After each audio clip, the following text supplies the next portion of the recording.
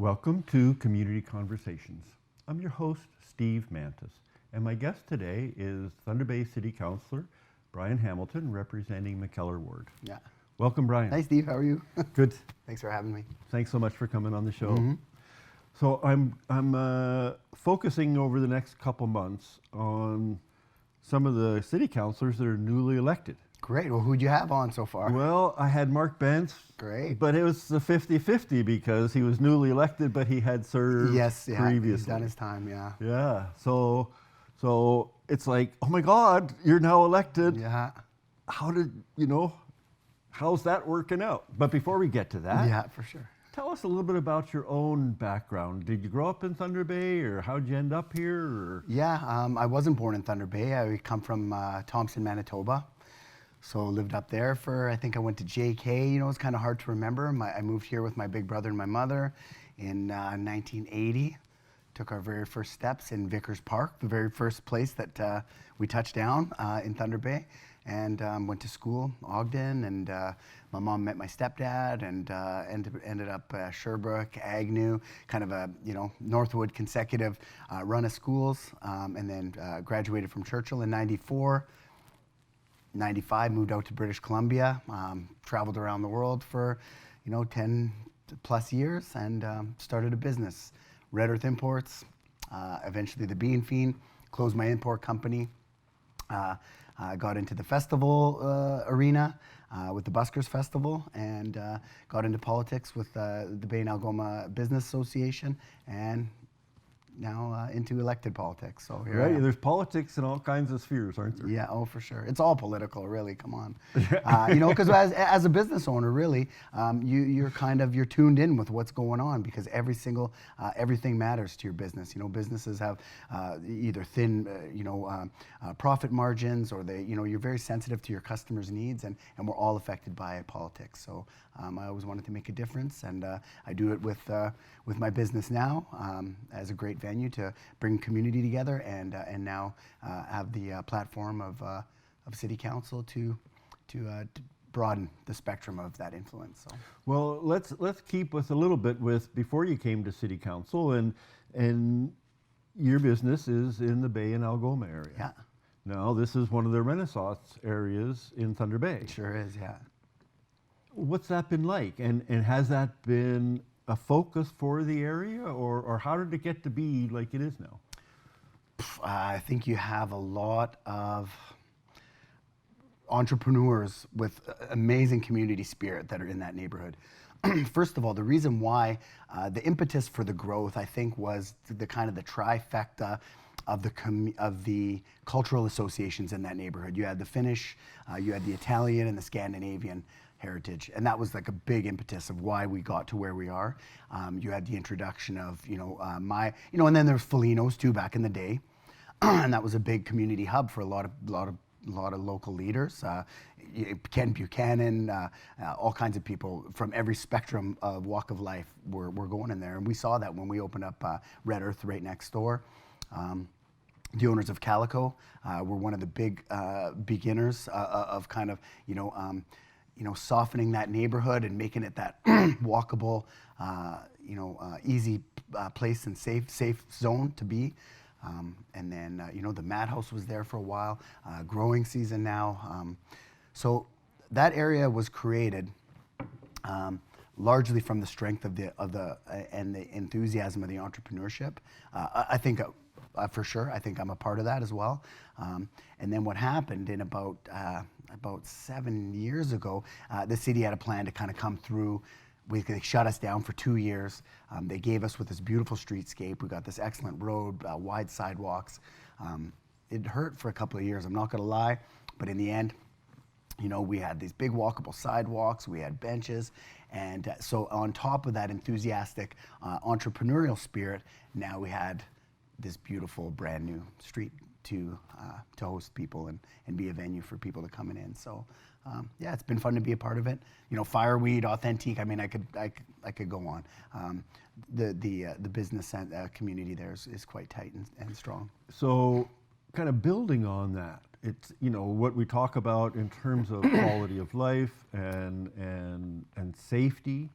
is about having vibrant communities. Communities where people are happy to be walking around, that feel safe. That's one of our challenges in the whole city now.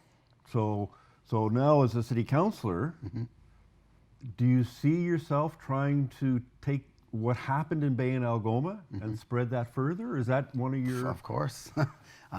We're dealing with that in both the cores right now, both Fort William and Port Arthur, where you have a business community that's really trying to kind of break free of the shackles and of maybe some of the social issues that exist in all cores right across Canada. But they're really chugging and trying hard, and you see that in both areas. I mean, you got strong business entrepreneurial spirit, just like in the Bay and Algoma neighborhood. I think why I wanted to get into politics was because the answers in the Bay and Algoma were simpler than I thought. It wasn't big elaborate ideas that got us to where we want. We cleaned the streets. We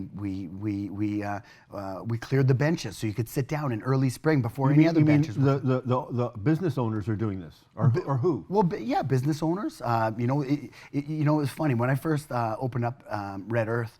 Every snow time, every snow cycle that we had, you would get out there. There'd be Tony Colosimo, you'd have Richard Koskanimi, Brad Foligno, Gary from Comics Plus. They're the whole street of all the business owners, and we're only owners. At that time, there wasn't a lot of employees. We all mined our own shops, and we were out there, and there was that strong sense of community spirit.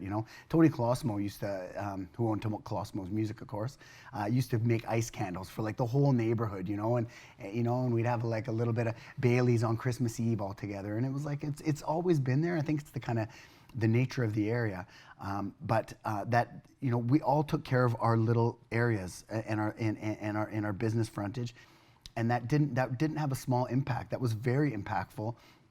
People felt like the areas were more walkable. They were, even safer because we had that sense of accountability.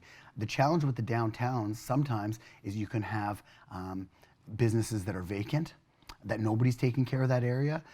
You can have, in the case of the Eaton's building, there's no real tenancy in the front there. There is, of course, with the Deaf up at the back and a couple other dance groups and stuff in there. But you need to have somebody or a group of people that could come in and fill in those blanks. And so, sometimes that's the challenge with the downtowns. If you do have a couple of vacancies, that kind of adds up, and you kind of don't get that kind of sense of accountability in those areas, and it unfortunately reflects bad on the businesses that are out there and trying their hardest to kind of, do their best to make the area safe. So, can we transfer that? The principles of Bay and Algoma, for sure. But it takes some effort. I was just downtown. Sorry to just be rambling on here, Steve, but I was just downtown yesterday, downtown Port Arthur, and some of the businesses there. I got to commend them. They cleaned the sidewalks. It was clean, no cigarette butts, no dirt, no litter, and it's great. And we just got to see more and more of that, and done in a more consistent way. And I think we'll see safer downtowns in short time. So we should probably take a quick break. Sure. Please stay with us, so we'll be right back and find out more about the transfer from small business owner to local politician. Welcome back to Community Conversations. I'm your host, Steve Mantis, and my guest today is Brian Hamilton, City Councillor for the McKellar Ward. I sure am. Welcome back. Thank you very much. So we were talking about your experience as a business person and kind of, in a way, building community within the neighborhood that your business is in. And that was one of the areas you wanted to focus on in terms of entering municipal politics.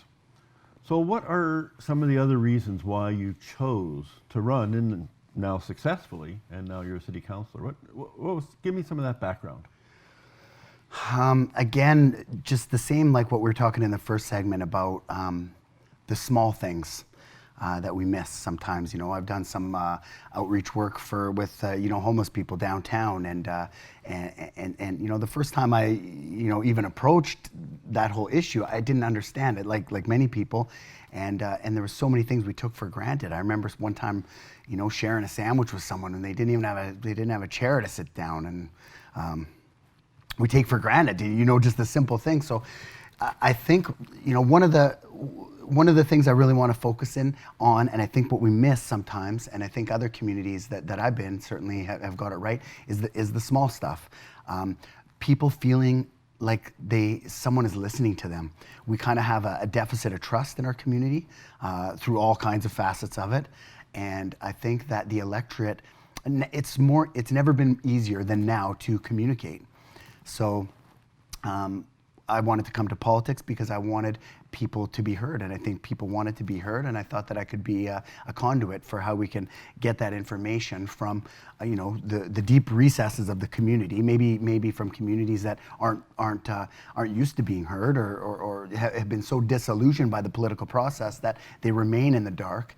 And bring them out to the front, and that's the community. I walk. The McKellar Ward is big, and it's got a lot of different full spectrum of everything from business. You got school zones. You got like by the university. And you got a lot of challenged areas too. Older areas that really feel neglected and really feel like they've lost their voice. So I really want to be there, and I've always kind of like to communicate. I like to facilitate communication and a wider conversation about inclusivity in the community. And I think I've done an okay job so far. I'm certainly accessible. People could call me. Of course, at the end of the show, you'll have my phone number. But I like to think that I'm out there. When people call me too, Steve, I go to their homes. I got a meeting tonight at 6:30 with some seniors down on Finlayson.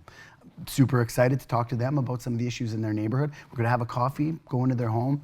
I'm really excited. I'm going to be down in Patterson Court next week to talk with the Tenants Association there and the people there. And I love people. So, you'd have to really be crazy to get into politics and not really like people and like that, the glue that keeps people together, which is basically openness and authenticity.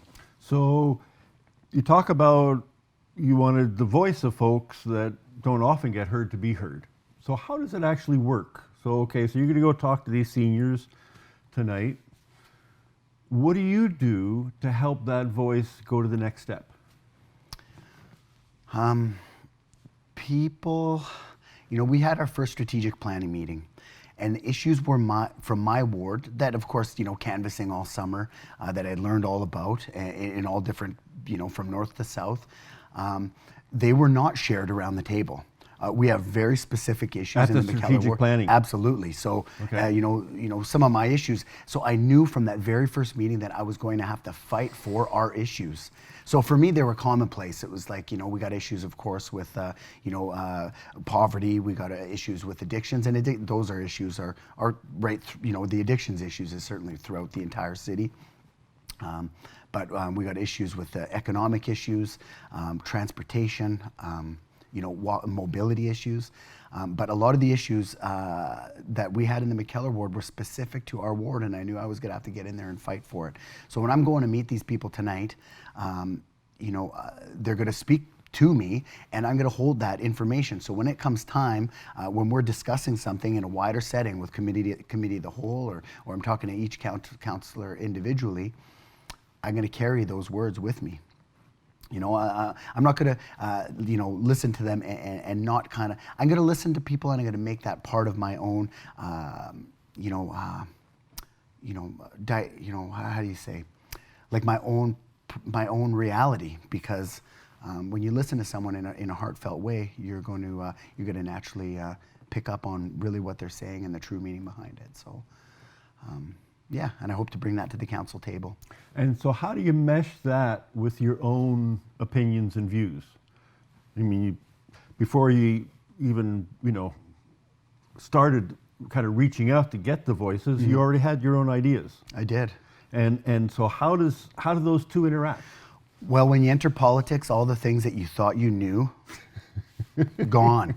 You know, I swear to God, you know, I've shed my skin, you know, every single week, and in this business and in this job that I've jumped into, you shed it all the time. So you're constantly, it's so humbling. You know, I'm going into issues because, you know, you could take, you know, administration tees up pretty good for us at City Council. They get all the information. We have access to administration at the high levels, at the management executive level.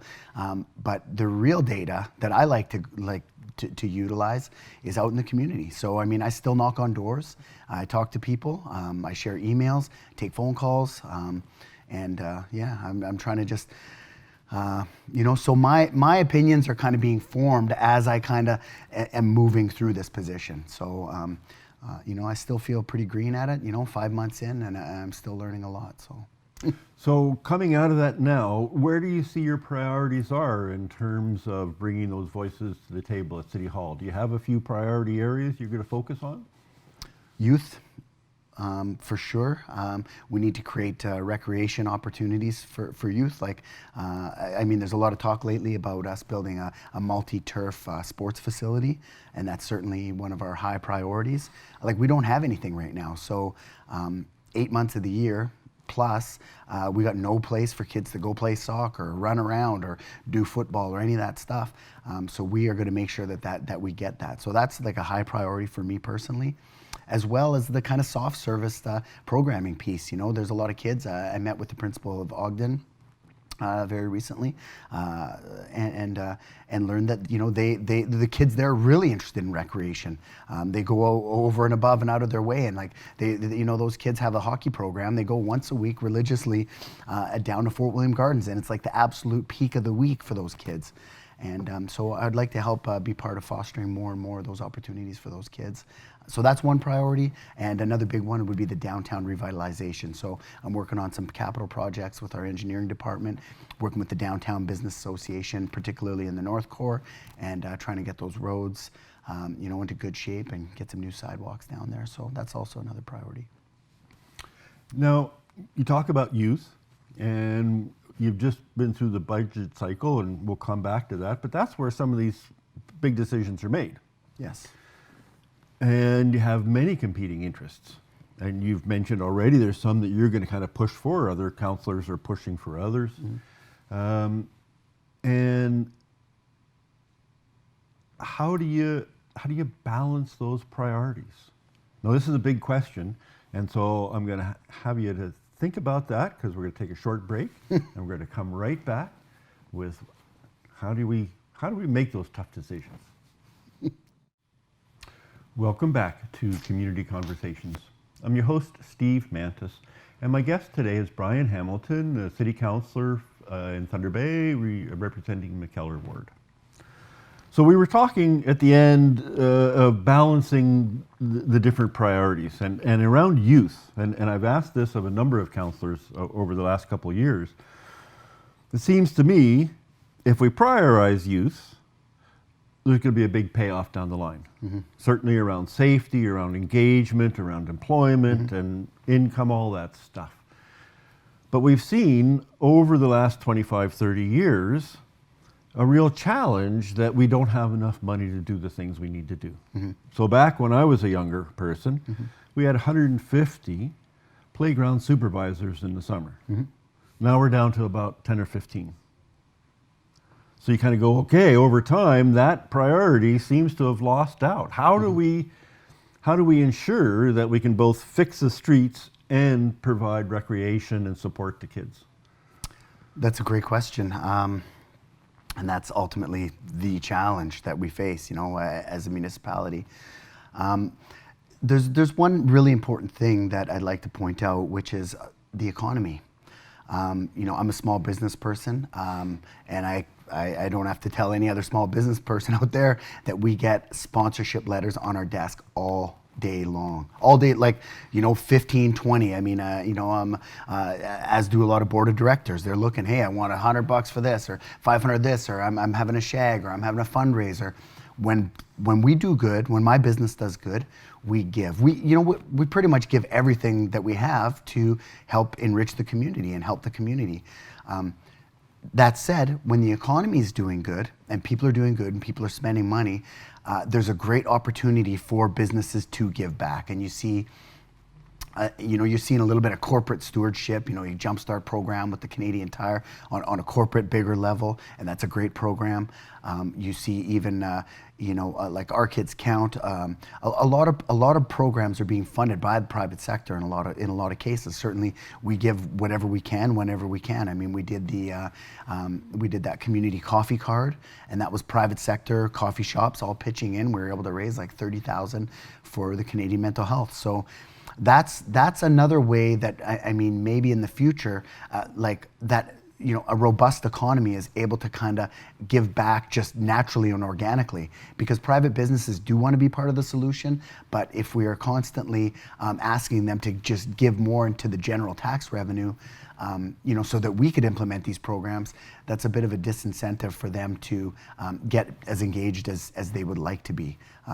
So our focus and my focus, as much as I think the city's responsibility is to provide programs and provide leadership on this issue, I think it's important to bring in the private sector through, keeping taxes a little bit in check. We can't have, we don't want to be chasing away businesses with high tax rates. Right across the city, for sure, right now we're seeing rent is just astronomical. And all that is like, we're asking a lot of our business owners, we're asking a lot of our property owners to basically fund all these programs. And I think if we can kind of partner with them, I think we might be able to get a more well-rounded and fulsome community solution. And so how do we form those partnerships with Joe Blow down the street? What do we do? How does that work? Well, we could reach out to the business community and ask them to just be, ask them for solutions too.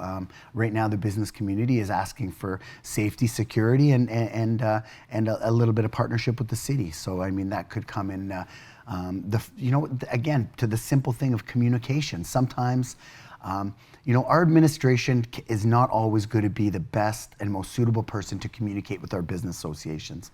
I came to council because I had a business background. Several councillors, Councillor Peng Yu, Councillor Chung, Mark Bentz. We have a strong business background, so we understand that, sometimes, you got to get on the phone and call someone directly. Every business owner is the CEO, top executive of their own company. So we got to give them that respect. And if we want to see them do good, we got to ask them and let them be part of the solutions as well.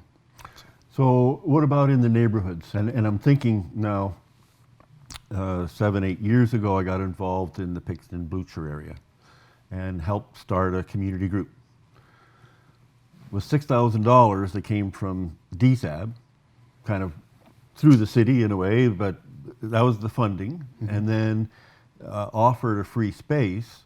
We saw the residents do all kinds of things mm-hmm. that maybe the city could also be providing, but they're doing it for free. Yeah. In a way, sounds like what you're talking about. Mm-hmm.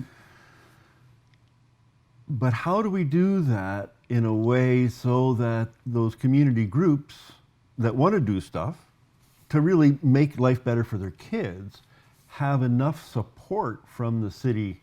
So we had someone come from Seattle, and in Seattle, they have a Department of Neighborhoods. Mm-hmm.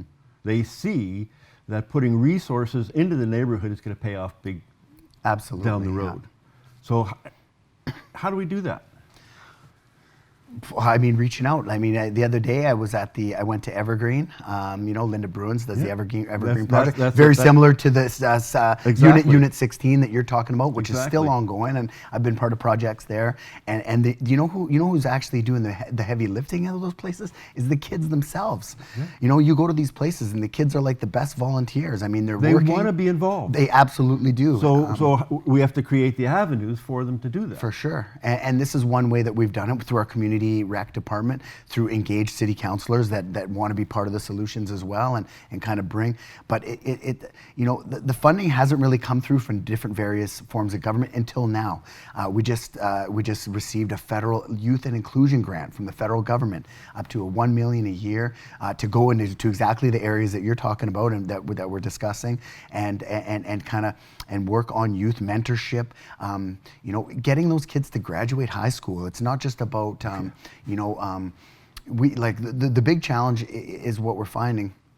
I'm also sitting on the board at the DSAB, is to get the kids through school. A lot of kids aren't getting out through school, and something like 60% of the kids that aren't graduating from school are going to end up, kind of like permanently or on the DSAB program, for extended periods of time.